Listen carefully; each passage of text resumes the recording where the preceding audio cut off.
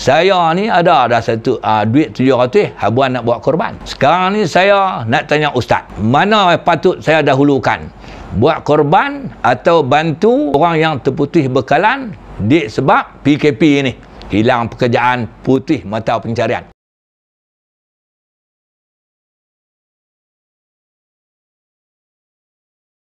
Dalam zaman PKP ini, ramai orang yang terputus bekalan makanan. Sebab apa? Ramai orang yang hilang pekerjaan, yang tak dapat pergi kerja, yang kes pagi makan pagi, tak boleh nak pergi kes, nak makan pagi lagu mana.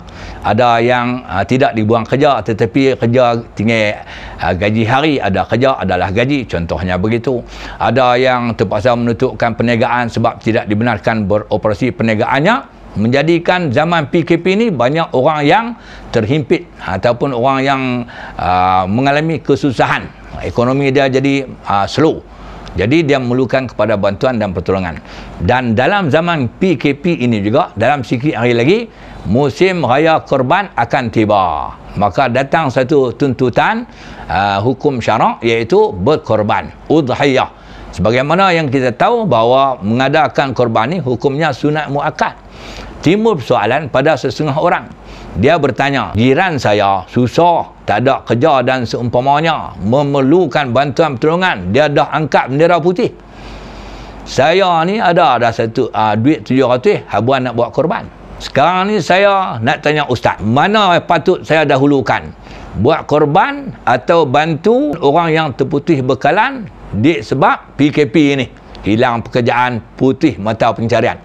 Mana yang patut saya dahulukan? Saya tengok jiran saya, orang kampung saya kesian, tak ada kerja, hilang pendapatan, tak ada makan, dia memerlukan pampers, memerlukan susu anak, memerlukan beras, gula, kopi dan seumpamanya. Saya ada duit 700, satu bahagian untuk disembelih lembu korban. Mana patut saya dahulukan ustaz? Jawapannya begini. Dia sebab manusia yang melihat orang yang susah ni dalam zaman PKP, dia ada pelbagai. Jawapan saya yang pertama, kalau orang yang nak bantu, nak tolong tu, dia mampu buat dua-dua. Korban pun dia mampu, membantu saudara yang terputus bekalan makanan pun mampu. Maka jawapan saya elok buat dua-dua. Dia akan mendapat pahala berkorban, pahala udhiyah itu, dan juga dia akan mendapat pahala sedekah. Sedekah tak sepenuhnya duit, kita beli beras, gula, kopi, pampers bagi pada seseorang yang memerlukan, itu dikira sedekah. Yang kedua, kalau orang tu dia bercadang nak buat korban 2 bahagian lembu, dia peruntukkan 1,400. Oleh kerana dia terpanggil untuk membantu orang yang susah, terputus bekalan makanan ni, maka nasihat saya buat dua-dua juga, iaitu tidak perlu buat 2 tumpuk ataupun 2 bahagian daripada lembu korban itu. Untuk tahun ini buat 1 bahagian tu, 700. 700 yang nak buat bahagian kedua tu diberikan kepada saudara yang terputus bekalan tadi. Maka orang ni dia akan mendapat 2 pahala juga, iaitu pahala ibadah korban dan pahala sedekah membantu saudaranya yang terputus bekalan. Itu yang kedua. Yang ketiga, kalau orang tu dia memang ada satu bahagian saja, 700. Dia kata, kalau saya buat korban, saya tak bantu saudara yang memerlukan. Kalau saya bantu dia, saya tak dapat buat korban. Dalam keadaan ini, nasihat saya, eloklah kita bantukan saudara kita itu, sebab kita tak rela melihat dia kelaparan. Jadi pada masa ini, tangguhkan dulu ibadah korban itu, kita bantu dia.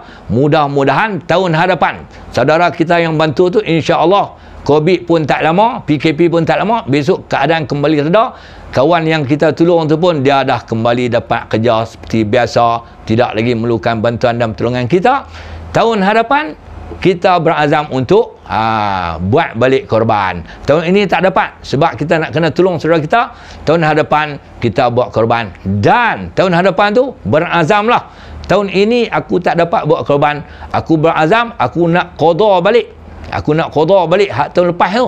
Jadi kalau tahun ini dia telah peruntukkan 700, tiba-tiba 700 itu terpaksa ditolong saudaranya yang keputusan bekalan makanan, dia tak boleh buat korban tahun ni, maka tahun hadapan jadikan korban dia 1,400. Iaitu 1,400 untuk tahun semasa dan 1,400 hak tahun lepas tu. Jadi aku nak juga pahala korban yang banyak. Begitulah sikit garis panduan yang saya dapat berikan dalam menjawab persoalan kebanyakan orang, iaitu mana yang patut didahulukan di antara buat korban dengan membantu saudara-saudara kita zaman PKP ini yang sangat sengsara, yang sangat malang putih bekalan makanan dan seumpamanya. Jadi tengok kepada keadaan diri kita. Semoga bermanfaat. Wallahu alam.